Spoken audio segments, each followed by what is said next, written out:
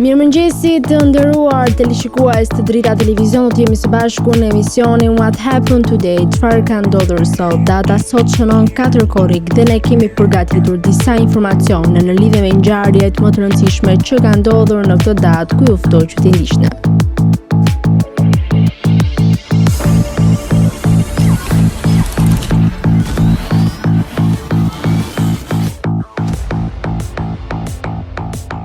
Korrik. Ngjarje 1776.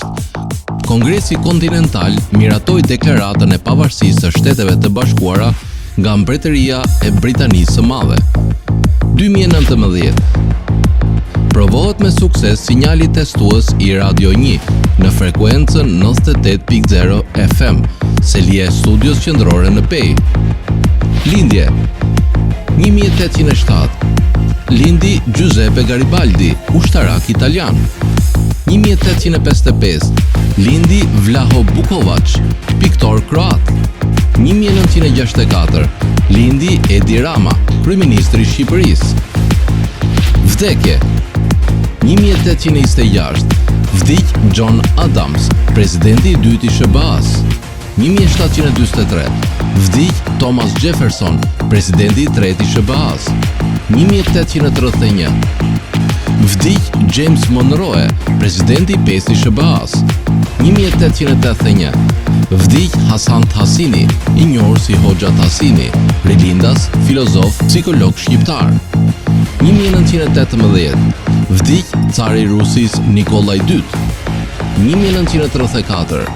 Vdiq Marie Curie, fizikante dhe kimiste franko-polake, laurante e çmimit Nobel për fizik. Festa dhe përvjetore. Dita e pavarësisë së SBA-s. Dita e çlirimit në Ruanda. Dita e Republikës në Filipine.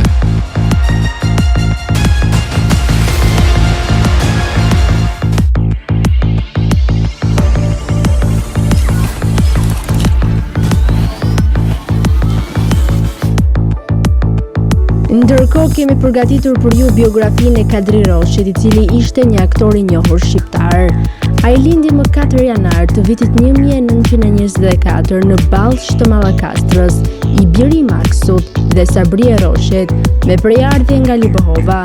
E ëma i vdiq kur ishte 2 vjeç dhe më pas kur ishte 12 vjeç i vdiq dhe jati.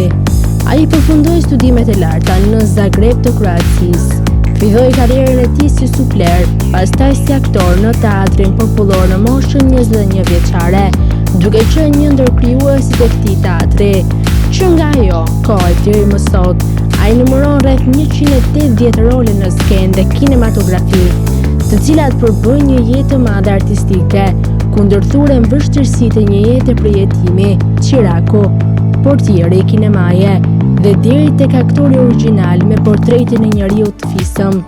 Në krah ka pasur të gjithë aktorët e brezit e tij, si Drita Pelengun, Violeta Manushin, Tinka Kurtër, Neshat Arbanën, Marika Kallamatën e të tjerë.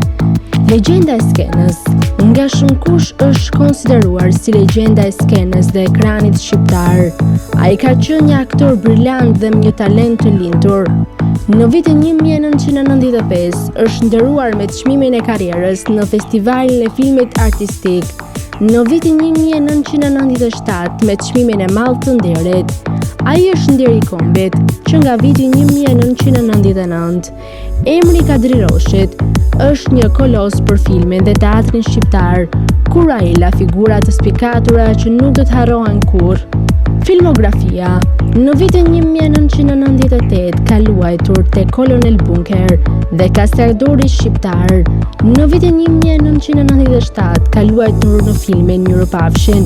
Gjithashtu ka luajtur Ali Pashte Belena. Një dokumentar, por i pazbuluar, shfaqet në shkurt të vitit 2009. Tingujt e Haresës në vitin 1996. Në vitin 1995 ka luajtur në 2 filma, Plumbi prej plasteline dhe Mikres Meres, ditët e shkurtra. Një ditë nga një jetë në vitin 1994, Del pra dhe rusht e Zopi teatr. Në vitin 1994, Vdekja e burit në vitin 1991, Fletë të bardha në vitin 1990, Misioni për te idetit. Në rolin e Miço Varfanjakut në vitin 1988, gjithashtu po në këtë vit, ka luajtur edhe 2 filma të tjerë, Pesha e kohës në rolin e kryetarit dhe Rekonstruksioni në rolin e profesorit. Në vitin 1986, ai ka luajtur në 2 filma, Kur ndahesh nga shokët në rolin e Islamit dhe Rrethimi i vogël, rolin e Xhazenunit. Në vitin 1984, gjithashtu ka luajtur në 2 filma, Dasma e shtyrë në rolin e Groshit dhe Fejesa e Blertës në rolin e Uanit. Në vitin 1983, ka luajtur tek filmi Apasionata me rolin e shokut Demosten. Në vitin 1982, ka luajtur në filmin Era e ngrohtë e thellësive në rolin e një brigadieri me emrin Rakip.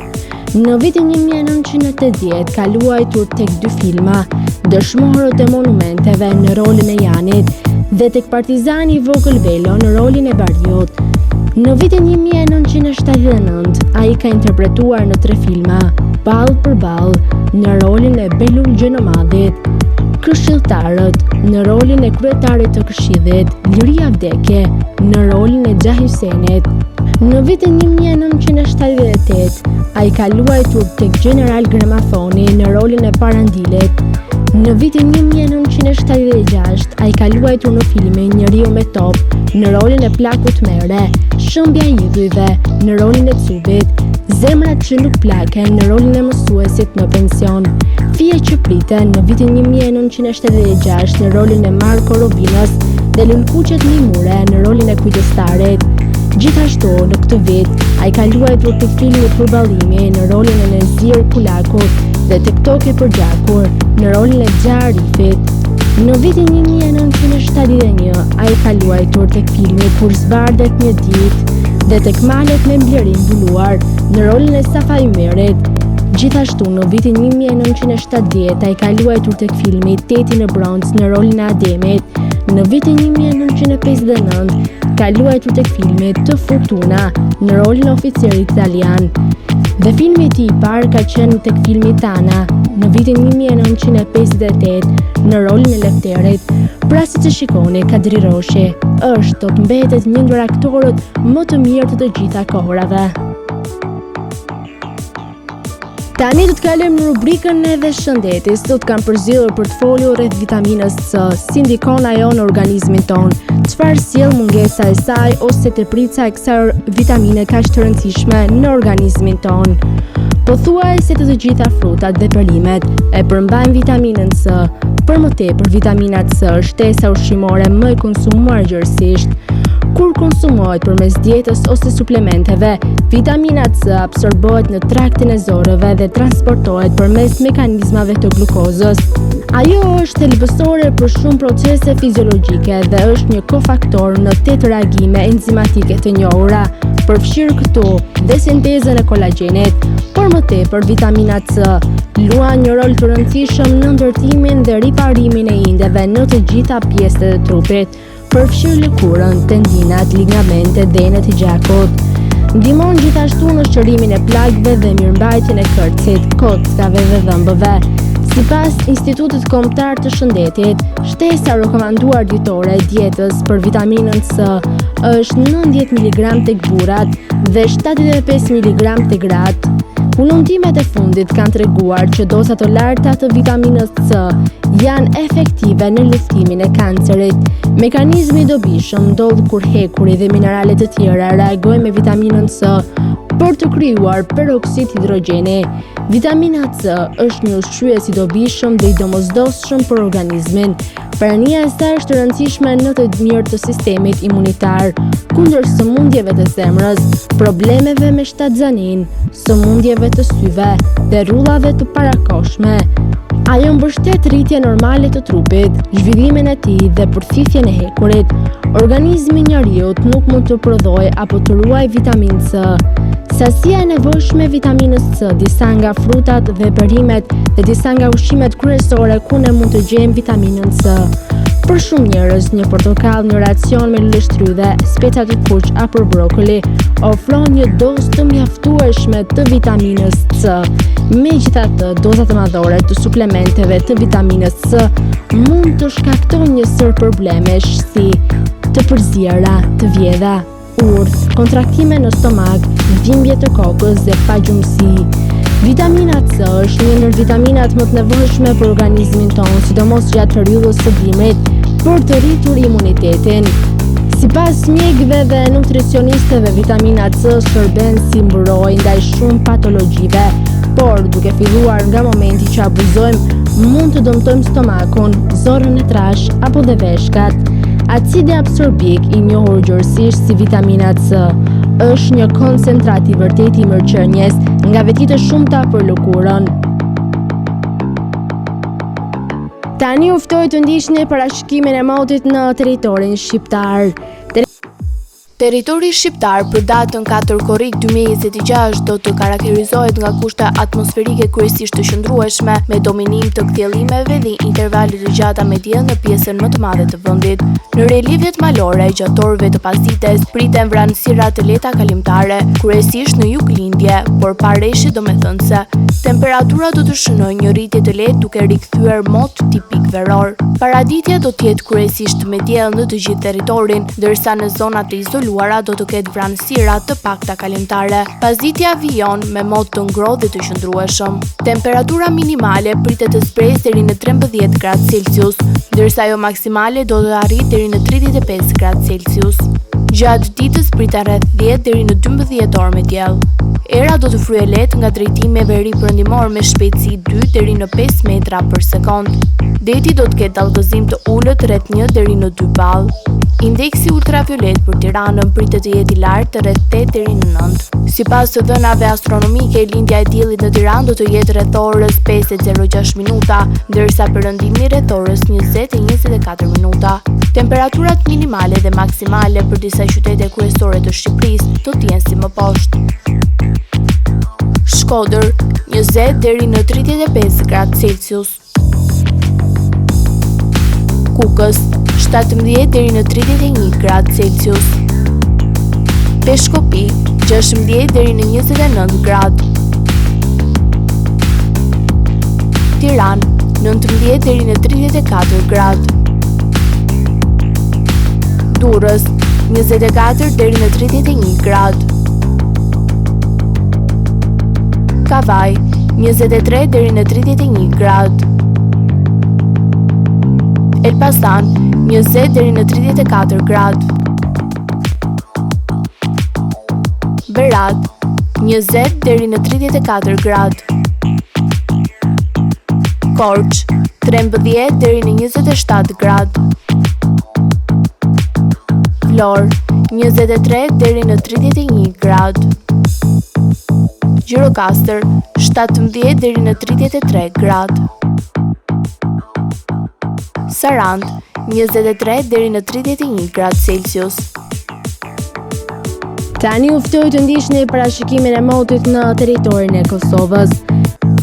Territori i Kosovës për datën 4 korrik 2026 do të karakterizohet nga një mot relativisht i qëndrueshëm me kthjellime dhe intervale të gjata me diell. Gjatë pasdites, në disa zona malore mund të ketë vranësira kalimtare, por pa reshje të rëndësishme. Temperaturat do të shënojnë në rritje të lehtë krahasuar me ditën e mëparshme. Paraditja do të ketë një mod kryesisht të kthjellët, ndërsa pasditja vijon me temperatura të këndshme dhe mod të qëndrueshëm. Temperaturat minimale pritet të zbresin deri në 14 gradë Celsius, ndërsa ajo maksimale do të arrijë deri në 31 gradë Celsius. Era do të fryejë lehtë nga drejtimi i veri perëndimor me shpejtësi 2 deri në 5 metra për sekond. Indeksi ultraviolet për Prishtinën pritet të jetë i lartë rreth 7 deri në 8. Sipas të dhënave astronomike, lindja e diellit në Prishtinë do të jetë rreth orës 4:56 minuta, ndërsa perëndimi rreth orës 20:24 minuta. Temperaturat minimale dhe maksimale për disa qytete kryesore të Kosovës do të jenë si më poshtë. Mitrovica 15 deri në 30 gradë Celsius. Podujev 14 deri në 29 gradë. Skënderaj 15 deri në 30 gradë. Pej 15 deri në 30 gradë. Prishtinë, 15 deri në 30 gradë. Gjakov, 16 deri në 31 gradë. Malishev, 16 deri në 31 gradë. Qilan, 15 deri në 30 gradë. Perizaj, 15 deri në 30 gradë. Kaçanik, 14 deri në 29 gradë. Suharek, 16 deri në 31 gradë. Prizren, 16 deri në 31 gradë Celsius. Të nderuar teleshikues të Drita Televizion, kjo ishte gjithçka e përgatitur në këtë emision, ndërkohë ju ftoj të na ndiqni në rrjetet tona sociale, Instagram, TikTok, Twitter dhe Facebook.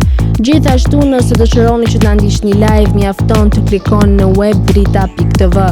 Kjo ishte gjithçka e përgatitur në këtë emision dhe ju ftoj të ndiqni programacionin në vijim të Drita Televizion.